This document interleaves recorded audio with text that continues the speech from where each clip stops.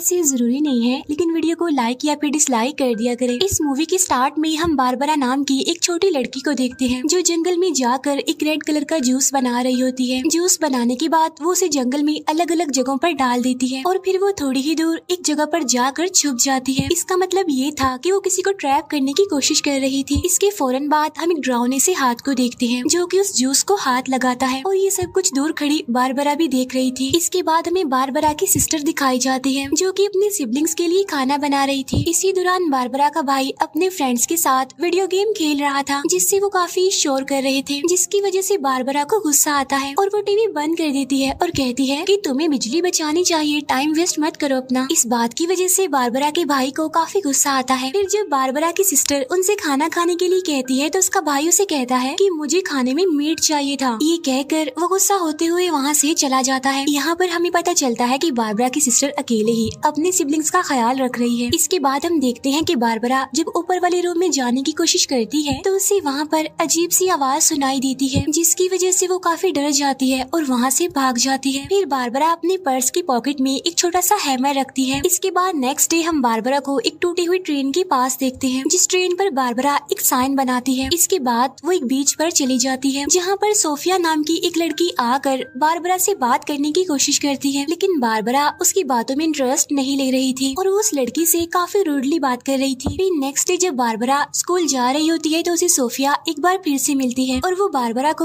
उसके साथ बस में बैठने के लिए कहती है, लेकिन बारबरा उसे साफ इनकार कर देती है। इसके बाद जब बारबरा स्कूल पहुंचती है तो वो अपने बनाए हुए साइंस को काउंट करने लगती है और उसे ऐसा करता उसकी क्लास टीचर देख लेती है। इसीलिए वो बारबरा का पीछा करती है क्योंकि बारबरा तो काफी अजीब ही बिहेव कर रही थी। इसके बाद बारबरा जब लंच कर रही होती है तो उसके पास एक लड़की आकर उसे बुली करती है और उसे परेशान करने की कोशिश भी करती है। तब इस बात से परेशान होकर बारबरा उसके हाथ पर स्पिट करती है जिसकी वजह से उस लड़की को काफी गुस्सा आता है और वो बारबरा को मारने लगती है, लेकिन तभी बारबरा की टीचर उसे अपने पास बुला लेती है जिसकी वजह से वो बच जाती है। फिर बारबरा जब अपनी टीचर के पास जाती है तो उसकी टीचर तो उससे काफी अच्छे से बिहेव करती है और वो बारबरा से बात करने की भी कोशिश करती है, लेकिन बारबरा तो उससे भी काफी रूडली बात करती है और वहाँ से चली जाती है। अब बारबरा की ये बात उसकी टीचर को भी काफी बुरी लगती है। इसके बाद बारबरा जब पानी पी रही होती है तो वही बुली करने वाली लड़की फिर से वहाँ पर आ जाती है और वो फिर से बारबरा को मारने की कोशिश करती है, लेकिन बारबरा तो उससे बिल्कुल भी नहीं डर रही थी। लेकिन इससे पहले कि वो लड़की बारबरा को मारती वहाँ पर प्रिंसिपल आ जाते हैं जो उस बुली करने वाली लड़की को देखकर उसे एक हफ्ते के लिए सस्पेंड कर देते हैं। इसके बाद हमें एक बीच का सीन दिखाया जाता है जहाँ पर बारबरा के साथ सोफिया भी थी और इस बार बारबरा उससे गुस्से से बात नहीं करती बल्कि अब उन दोनों की दोस्ती हो चुकी थी और यहाँ पर सोफिया बारबरा की बहादुरी से काफी इम्प्रेस होती है क्योंकि उसने उस बुली करने वाली लड़की का काफी बहादुरी से सामना जो किया था। इसके बाद बारबरा सोफिया को जायंट्स की कहानी सुनाती है जिसमें सबसे पहले वो उस जायंट के बारे में बताती है जो सबसे पहले पैदा हुआ था कि वो तो साइज में बहुत ही बड़ा था, लेकिन अब क्योंकि वो अकेला था तो इसीलिए उसने खुद को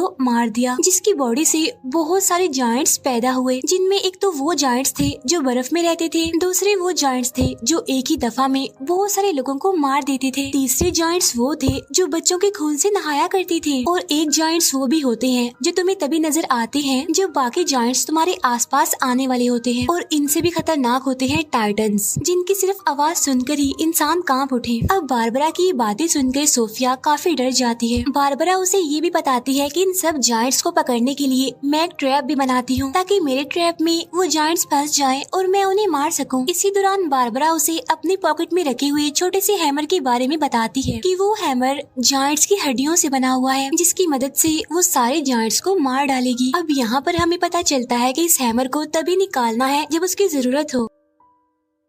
इसी दौरान सोफिया बारबरा की पॉकेट पर क्वास्की लिखा हुआ भी देखती है तो इसीलिए वो बारबरा से इस बारे में पूछती है, जिस पर बारबरा उसे बताती है कि असल में क्वास्की एक बास्केटबॉल प्लेयर था। तभी अचानक से बारबरा अपने आसपास बहुत सी अजीब चीजें नोटिस करती है तो इसीलिए वो वहाँ से जाने लगती है, जिस पर सोफिया उसे काफी रोकने की कोशिश भी करती है, लेकिन बारबरा उसे खुद से दूर रहने के लिए कहती है क्योंकि बारबरा का मानना था कि जो कोई भी उसके पास आता है तो उसे कोई ना कोई नुकसान हो जाता है। इसके बाद बारबरा जब जंगल से गुजर रही होती है तो उसे वहाँ पर जायंट्स के होने का एहसास होता है, इसीलिए वो उस जायंट को ट्रैप करने की कोशिश करती है, लेकिन वो जायंट वहाँ से चला जाता है। इसके बाद बारबरा जब अपने घर वापस आती है तो उसे ऊपर वाले रूम से फिर से किसी चीज की आवाज सुनाई देती है, तो इसीलिए वो हिम्मत करके वहाँ पर जाने की कोशिश करती है, लेकिन साथ साथ उसे वहाँ पर कोई बुला भी रहा था। और तभी हम वहाँ पर एक अजीब सी चीज का शैडो भी देखते हैं, जिसे देखकर बारबरा काफी घबरा जाती है और वहाँ से भाग जाती है। इसके बाद नेक्स्ट डे बारबरा फिर से अपनी टीचर से मिलती है और इस बार वो अपने टीचर से काफी अच्छे से बात करती है। अब यहाँ पर हम ये जान पाते हैं कि बारबरा को ऐसा लगता है कि लोग बेवकूफ हैं, इसीलिए तो वो लोगों से ज्यादा बात नहीं करती। इसके बाद जब बारबरा स्कूल में होती है तो बाय मिस्टेक उसकी वो पॉकेट खुल जाती है, वही पॉकेट जिसमें उसने वो हैमर रखा हुआ था। अभी देखकर बारबरा काफी घबरा जाती है, क्योंकि उसे तो तभी खोलना था जब उसकी जरूरत हो। अब बारबरा जंगल की तरफ भागने लगती है, तब सोफिया उसे देख लेती है और वो भी उसके पीछे पीछे भागने लगती है। जंगल में जाकर बारबरा जब जायंट्स को ढूंढ रही होती है तो सोफिया उसे काफी समझाने की कोशिश करती है कि देखो ऐसी कोई भी चीज नहीं होती, लेकिन बारबरा उसकी बात नहीं मानती। इसके बाद उन्हें हिरन का मरा हुआ बच्चा मिलता है, जिसकी बॉडी की हालत काफी खराब थी, जिसे देखकर बारबरा तो समझ जाती है कि इसे जायंट नहीं मारा है, लेकिन सोफिया ये देखकर काफी डर जाती है और वो बारबरा को अकेला ही वहाँ पर छोड़कर भाग जाती है। इसके बाद बारबरा को एक जायंट दिखाई देता है जो उससे बताता है कि तुम एक बच्ची हो और बहुत कमजोर भी, इसीलिए तुम अकेली जायंट्स का सामना कभी भी नहीं कर पाओगी, क्योंकि जायंट्स बहुत जल्दी आ रहे हैं। तब ये सुनकर बारबरा काफी घबरा जाती है। इस नेक्स्ट सीन में हम बारबरा और उसकी टीचर को देखते हैं और जब उसकी टीचर बेसबॉल गेम का नाम लेती है तो बारबरा काफी दुखी हो जाती है और रोने लगती है। अब उसकी टीचर उससे बात करने की काफी कोशिश करती है, लेकिन बारबरा वहाँ से जाने लगती है। अब उसकी टीचर उससे बार बार सवाल करने लगती है, जिसकी वजह से बारबरा को काफी गुस्सा आ जाता है और वो अपनी टीचर को स्लैप कर देती है और वहाँ से भाग जाती है। इसके बाद हम देखते हैं कि बारबरा अपने ख्यालों में इतना ज्यादा खोई होती है कि जब सोफिया उससे बात करने की कोशिश करती है तो बारबरा उसे भी पंच मार कर गिरा देती है। अब इस बात की वजह से सोफिया को बहुत गुस्सा आता है और वो वहाँ से भाग जाती है। इसके बाद बारबरा जब अपने घर जाती है तो उसकी सिस्टर उसका अजीब बिहेव देखकर उससे कहती है कि मैं तुम्हारी हेल्प करना चाहती हूँ, अगर तुम्हें स्कूल में कोई परेशान करता है तो तुम उसका सामना करो। लेकिन बारबरा उसकी भी एक बात नहीं सुनती और वहाँ से चली जाती है। अब क्योंकि बारबरा ने सोफी को पंच मारा था, इसीलिए वो बुली करने वाली लड़की सोफिया को बारबरा के खिलाफ भड़काती है और उससे बारबरा का सीक्रेट भी पूछती है। तभी सुनकर सोफिया उसे उसी बीच पर ले जाती है जहाँ पर वो अक्सर बारबरा के साथ आया करती थी। वहाँ पहुँचकर वो बुली करने वाली लड़की उन सारे ट्रैप्स को तोड़ देती है जो बारबरा ने बनाए थे। तभी बारबरा भी वहाँ पर पहुँच जाती है और वो उस बुली करने वाली लड़की को वहाँ पर देखकर काफी गुस्सा होती है। बारबरा उसे मारने के लिए अपना वो छोटा सा हैमर निकालती है, जिसे देखकर वो लड़की काफी हैरान रह जाती है, क्योंकि वो तो सिर्फ एक छोटा सा हड्डी का टुकड़ा था। लेकिन इससे पहले कि बारबरा कुछ समझ पाती, वो बुली करने वाली लड़की उसे पंच मार कर गिरा देती है। तब उस लड़की की बाकी फ्रेंड्स भी बारबरा पर अटैक कर देती है और उसे इतना मारती है कि बेहोश कर देती है। इसके बाद जब बारबरा की आँख खुलती है तो वो खुद को अपने ऊपर वाले रूम में पाती है, जिसकी वजह से वो काफी डर जाती है। वो देखती है कि रूम के बाहर सोफिया खड़ी हुई है और वो उसे पूछती है कि तुम मुझे यहाँ ऊपर क्यों लेकर आई हो, तुम्हें पता नहीं यहाँ पर जायंट्स हैं। ये सुनकर सोफिया डर जाती है और वहाँ से भाग जाती है। इसके बाद बारबरा डरते हुए अपने घर से बाहर आकर अपने टीचर के पास जाती है, जहाँ पर वो अपनी टीचर से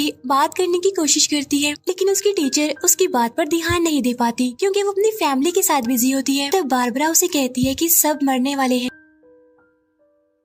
तभी ये सुनकर उसकी टीचर का हस्बैंड काफी गुस्सा हो जाता है। बारबरा की टीचर भी ये सुनकर काफी हैरान रह जाती है और उससे बात करने की कोशिश करती है, लेकिन बारबरा उसकी कोई भी बात सुने बगैर वहाँ से चली जाती है। इसके बाद हम देखते हैं कि बारबरा जायंट्स को पकड़ने के लिए अकेले ही जंगल में भाग रही होती है और वो एक जगह पर अपने आसपास नुकीली लकड़ियाँ लगाती है। इसके बाद वो जायंट्स के आने का वेट करती है। इसके बाद हम देखते हैं सोफिया को जो अपनी टीचर के पास जाती है और उन्हें लेकर वो जाती है बारबरा की सिस्टर के पास, क्योंकि बारबरा 2 दिनों से स्कूल नहीं आई थी। अब ये सुनकर बारबरा की सिस्टर काफी हैरान रह जाती है। इसके बाद सोफिया बारबरा के घर के अंदर जाती है, जहाँ पर उसे एक टेप रिकॉर्डर मिलता है, जिसे सुनने पर उसे पता चलता है कि क्वास्की ने एक टीम को हराया था और जिस टीम को उसने हराया था उसे जायंट्स कहते थे। क्वास्की यानी वही जिसका नाम सोफिया ने बारबरा की पॉकेट पर भी देखा था, और ऐसा होने के बाद ही क्वास्की का नाम जायंट्स किलर पड़ गया। इसके बाद हम देखते हैं कि सोफिया जब बारबरा से मिलती है तो बारबरा उस पर काफी गुस्सा करती है, क्योंकि सोफिया ने उसे धोखा दिया था और ये जो सब कुछ कुछ हो रहा था वो सोफिया की वजह से ही हो रहा था। और अब तो बारबरा के पास जायंट्स को रोकने के लिए वो हैमर भी नहीं है। तब बारबरा को एक बार फिर से वही जायंट दिखाई देता है जो उसे पहले भी दिखाई दे चुका था। इस बार वो जायंट्स बारबरा को धमकी देते हैं और उसे जंगल में आने के लिए कहते हैं। इसके बाद बारबरा जब उसे टूटी हुई ट्रेन में पहुंचती है जहां पर जायंट्स उस पर अटैक करने की कोशिश करते हैं, लेकिन वो अपने बनाए हुए साइंस को इलेक्ट्रिसिटी की मदद से एक्टिवेट कर देती है, जिसकी वजह से वहाँ पर आग लग जाती है और वहाँ पर जितने भी जायंट्स होते हैं वो सब मारे जाते हैं। इतनी ही देर में सोफिया भी वहाँ पर आ जाती है और वो ट्रेन को जलता हुआ देखकर काफी घबरा जाती है और इस बारे में वो बारबरा से पूछती है, जिस पर वो कहती है कि मैंने ऐसा करके तुम सबकी जान बचा ली है। इसके बाद वो वहाँ से चली जाती है। नेक्स्ट डे हम देखते हैं कि पूरे शहर का मौसम काफी खराब है और न्यूज में तो तूफान आने के बारे में बताया जाता है। इसी दौरान बारबरा की सिस्टर को उसका लेटर मिलता है जिसमें बारबरा अपनी बहन को सॉरी कहती है और तभी उसकी सिस्टर के पास बारबरा के टीचर की भी कॉल आती है जो उससे बारबरा के बारे में ही पूछती है। तब उसकी बहन बताती है कि बारबरा तो घर पर है ही नहीं। इसके बाद हम देखते हैं बारबरा को जो बारिश में भी उसी बीच पर होती है। वहाँ पर उसकी टीचर भी पहुँच जाती है जो उसे घर चलने के लिए कहती है, लेकिन बारबरा उनके साथ चलने के लिए इनकार कर देती है और कहती है कि मुझे अपना काम खत्म करना है क्योंकि वो आ रहे हैं, यानी जायंट्स आ रहे हैं और मेरे पास उन्हें रोकने के लिए हैमर भी नहीं है।